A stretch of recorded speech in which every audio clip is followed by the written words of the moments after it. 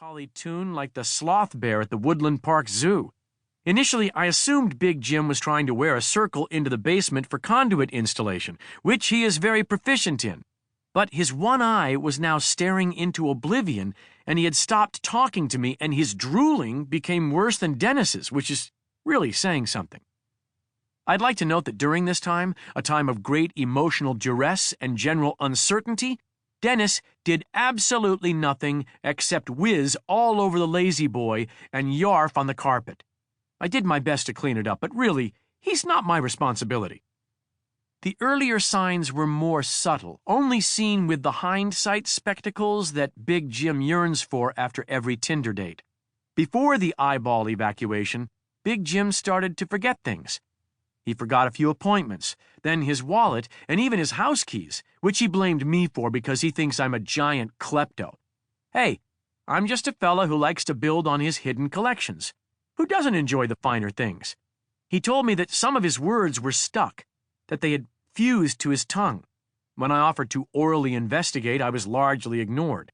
He became lethargic, a subtlety that perhaps only I would have noticed, seeing as Big Jim has the physical motivation of a taxidermic sloth.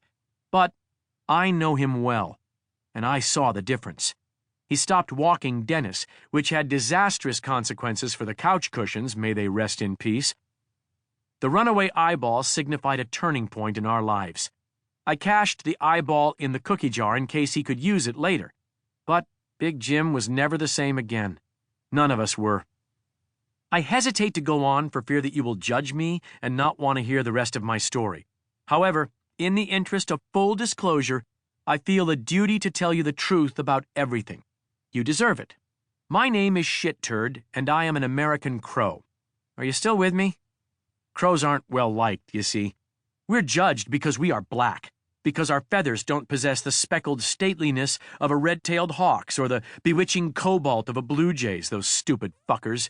Yeah, we're not as dainty and whimsical as hummingbirds, not as wise as owls, a total misnomer, by the way, and not as adorable as the ham-beast-bellied egg-timer commonly known as a penguin. Crows are harbingers of death and omens, good and bad, according to Big Jim, according to Google. Midnight-winged tricksters associated with mystery, the occult, the unknown. The netherworld, wherever that is. Portland? We make people think of the deceased in super angsty poetry. Admittedly, we don't help the cause when we happily dine on fish guts in a landfill, but hey-ho. So, the truth.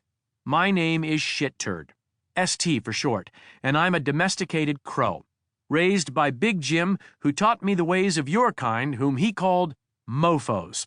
He gave me my floral vocabulary and my indubitably unique name. He taught me to say some mofo words. Because of the aforementioned Tinder misadventures, Big Jim and I spent quality, or rather quantity time together, and I have an array of tricks under my plume. I know about mofo things like windows and secrets and blow-up dolls. And I am the rare bird who loves your kind, the ones who walk on two legs and built the things you dreamt of, including the Cheeto. I owe my life to you. As an honorary mofo, I'm here to be utterly honest and tell you what happened to your kind. The thing none of us saw coming. Chapter 2. Winnie the Poodle. A residence in Bellevue, Washington, USA. Footnote: Winnie was raised to talk about herself in the third poodle. Winnie the Poodle sat on the ledge, allowing the outside tears that streamed down the window pane to saturate her tiny, broken heart. She pressed her petite muzzle onto her front paws and let out a woeful sigh, thinking of what she had the very most of in this world: weight. She had lots and lots of weight. Wait when she woke up, then wait some more, finding snacks, then more weight. Stay and wait. Good girl. The skitter of claws on marble pricked up her ears. A side glance across the floor revealed what she suspected. Lunch had arrived. She would see to it later. For now, she followed it briefly with her sad, sad eyes and sniffed it with her sad, sad, perfect poodle nose. Loneliness itched her skin. Would they ever come back?